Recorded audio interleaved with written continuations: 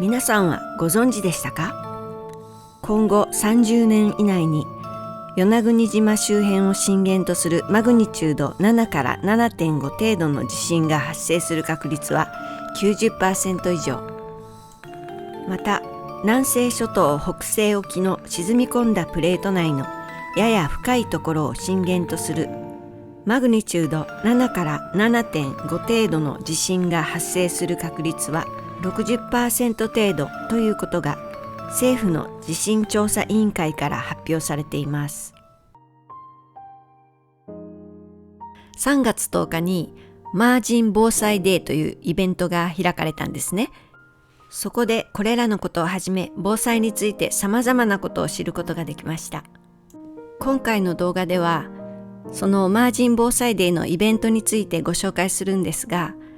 ぜひ最後まで見ていただいて防災について真剣に考えるきっかけにしていただければいいなと思います。皆様こんにちは。本日はマージン防災デーにお集まりいただきましてありがとうございます。マージン防災デーは祈り、つなげる、備えるという文句の中やっておりますけれども、祈る、まずこの祈るという部分で今年初めに起きました能登半島大震災、それから3月11日平成23年ですね、発生しました東日本大震災、そういった方々への震災復興、それから慰霊の気持ちを込めて今お祈りをさせていただいたところです。祈る、そしてつなげる。この思いを、ぜひ後世につなげていくことで、震災、いつ来ても怖くないよ。そんな気持ちを皆さんで備えていただければなと思っております。そして最後に備えるということで、この大震災がいつ来ても命を守る覚悟、そういったものが準備できている、備えていけるということで、このマージン防災デーの気持ちが少しでも広がっていければと思っております。このマージン、世論で共に一緒にということと、イマジン、想像をする、何かがあった時のことを想像する、そんな気持ちで皆様が今日いろんなことを感じていただければと思います。震災。実は私は阪神・淡路大震災を経験しているのですが、その時の経験を話してほしいと言われてこのイベントに参加したんですね。さもなければ参加しなかったかもしれません。阪神・淡路大震災では親族を亡くしているんですが、それでも喉元過ぎれば暑さ忘れるじゃないですけど、心のどこかで与論島にはそんなに大きな地震は来ないんじゃないかと、そんな風に思っていたわけです。しかしながらイベントに参加してとても良かったと思っています。いつ来るかわからないのが地震の怖さですよね。考えてみると世論の人は台風にはとても耐性がありますが、地震や津波に関してはそうでもないんじゃないかと思います。山のない平らな与論島は津波が来たら島のほとんどが水没してしまうでしょう。もし巨大津波が来てしまったら人間がジタバタしてもどうしようもないので、必要以上に怖がる必要はないと思います。ですが助かる可能性があったのに備えを怠っていたために、または無知で必要な措置が取れなかったために、自分自身や大切な人を亡くしてしまうということがないように備えておくというのは本当に大切だと思います。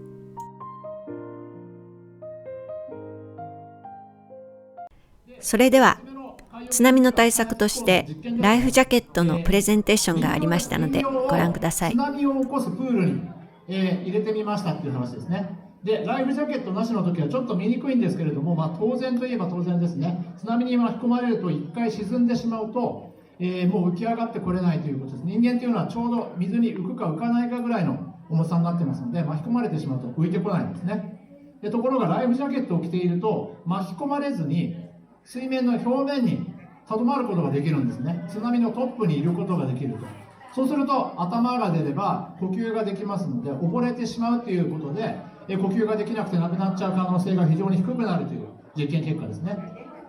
ですので、これが浮力ライフジャケットですねがあれば、溺れてしまう可能性が非常に低くなるということになります。ただ、浮いていればいいのかっていうと、浮いた後ですね、助けに来てもらわないとずっと浮きっぱなしになってしまいます。そこが一つ課題としてあるんじゃないかということで、次のビデオを見ていただきましょう。次も災害への備えです。津波に流された人を早期に発見できる GPS 付きライフジャケットの実証実験が南三陸町で行われています。 GPS 付きライフジャケットは防災用品を製造する東京の企業が開発したものです。海に浮かんだ状態で 5km 以上離れた場所でも通信が可能で、実用化に向け実証実験が進められています。今日の実証実験では、要介護者にライフジャケットを着用させる時間を計測し、改善点を確認しました。参加者からは、伸縮性が欲しい、急いでいる時にファスナーは使いにくいといった声が出ました。日本初というこの GPS 機能付きライフジャケット。12年前の震災の教訓をもとに開発が始まりました。提案したのは町の元職員高橋和清さんです。思い返す中で、あの時もしライフジャケットを着ていたら結果はどう変わったんだろうなっていうふうなことをずっと考えていたんですね。友人を津波で亡くした貿易会社の社長が全国で進めている取り組みです。ライフジャケットを寄贈したのは神戸市の貿易会社風沢トレーディングです。風沢義久社長が南国市の稲部小学校を訪れ、児童と教員分合わせて60着を寄贈しました。ライフジャケットは津波や水害対策用として開発されました。一般的なものよりも浮く力と強度が強くなっています。また頭や腰も保護することができるように改良が重ねられています。風沢社長は2004年のスマトラ沖地震による津波で友人を亡くした経験からこのライフジャケットを開発。子どもたちの命を守りたいと全国で活動を続け、これまでに2000着を寄贈してきました。周辺に津波避難タワーが少ない稲部小学校。南海トラフ地震では近くを流れる下田川を津波が遡上し、3メートルから5メートルの浸水が想定されています。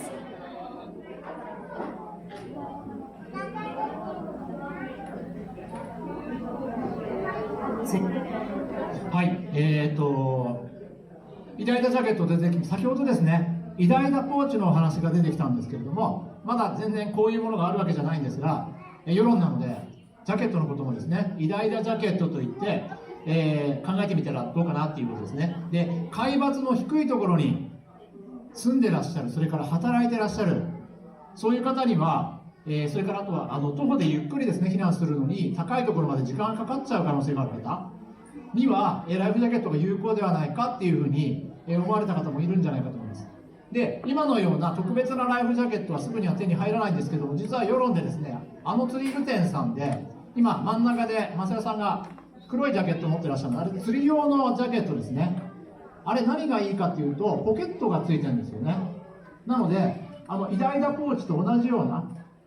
機能があると思って、必要なもの、ポケットに入れておいて、玄関にかけておくと。で、何かあったら、あれを着て、とりあえず逃げ出すというふうに、そういう準備にしておくと、いろんなリスクからですね、守れる確率が高くなるんじゃないかと思います。なので、トリング店さんでとりあえず、多分すぐなくなっちゃうと思うんですよ、みんな買いに行ったら。ただ、色は今黒とかだったので、明るい色が欲しいって言ったら、釣り具店さんにもしかしたら明るい色のジャケットが並ぶのかなとか思ってます。はい。ということで、今日もまたライフジャケットのプレゼンテーションをさせていただきました。ありがとうございました。で、次はですね。イベントではゲームを通して防災を学んでもらおうとする取り組みも行われました。最初のゲームは移動エスケープゲームといって、自宅から一時避難所までの経路を確認してもらうためのゲームです。まずは自宅の場所に赤いシールを貼ります。そして一時避難場所の位置に青いシールを貼ります。そして自宅から一時避難所に向かう経路を、ペンでなぞってもらいます。津波の場合は少しでも高度の高い土地を選んで歩くかまたは車で移動する必要があります。防災マップと照らし合わせて考えてもらいます。あれ、避難場所が2個あるんだ。いや、これはね、こう言ったら遠いから一応ここ高いところに行ってからなるほど、ここで様子を見てから行こうかなと思うわけ。それがいいですね。一時避難所でここがね。赤いシールがあると思うんですけど、こう行くのもこっち行ってもこっち行ってもここは川沿いがあるからここからこう行こうかなと思って。なるほど。地震が来た時にとっさに取るべき行動についてのクイズもありました。どれがいいんですかね。 A だよ A。一応推奨は A です。しないといけないね。A だよ A だよ。まずは身をそう守ることからね。その時はやっぱ頭が地域包括支援センターからは、もしもの時に備えて常用薬や持病、アレルギー、当該搬送を希望するか否かなどを書いておける備えて安心カードについての説明がありました。ここに情報があることで、ある程度伝えることができるツールになっています。これをですね、実際運用としては記入していただきます。記入していただいたものをジップロックの中に入れていただいて、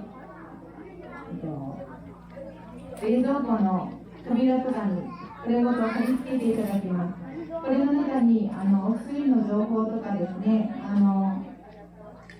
もらったものを一緒に入れて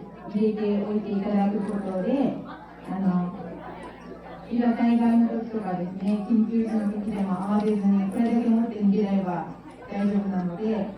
そういうふうなシートになっています。で、今消防隊の方とかですね、協力をさせていただいて、このキットがあるよっていう方は玄関にこういうシールを玄関の内側に貼っておくことで、救急隊が到着したときに、この人はこの安心キットがある人なんだなっていうのが分かったら、それを冷蔵庫まで探しに来てくれます。で、それを持って救急隊の人がこの倒れてる方で怪我だった私の意思を確認して治療につなげてくれるので、いざという時の備えの一つにこの安心キットを皆さんに紹介できたらなということで、今回お話の時間をいただいております。さて、ゲームはもう一つ行われたんですけども、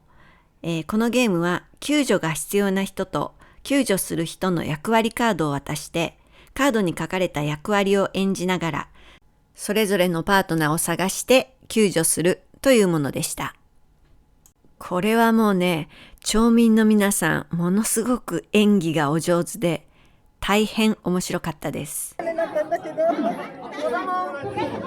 食堂のブースにあるドクターヘリを要請してください。ちゃんと正しくゴールしてきた。これは OK。あなたはちゃんとドクターヘリまで連れて行ったから、バッチリです。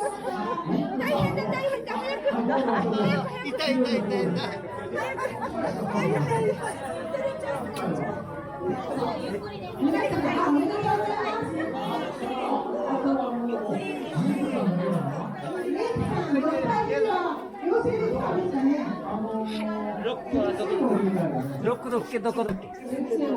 ね、自分で乗るな。いや私よ。重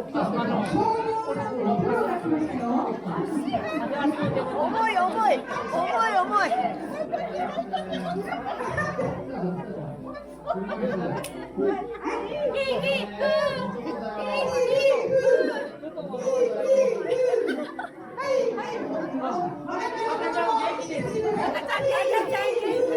赤ちゃん元気で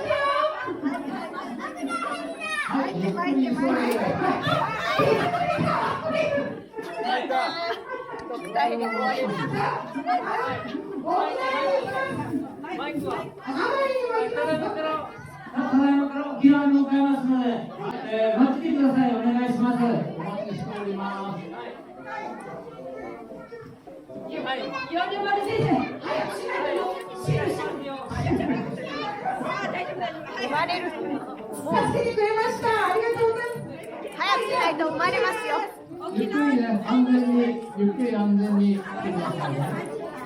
沖縄のはい、はい、急がない、急がない。急がない。こちら。飛行時間は30分になります。なので、今のタイムラグは飛行機30分。沖縄来ましたよ。飛行時間30分のタイムラグでございます。はい、到着です。お、ちゃんと消防車待っててくれて今、救急隊員が。はい、無事に産んでくださいね。ありがとうございました。妊娠後期のこの方は、ドクターヘリで無事沖縄に向かうことができました。しかしながら、この時私は、もし沖縄の方が震源地で、沖縄にも被害が広がっている場合、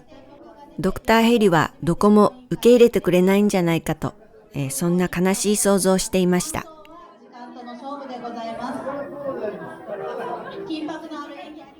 イベントでは子どもたちがマージン防災デーのテーマソングである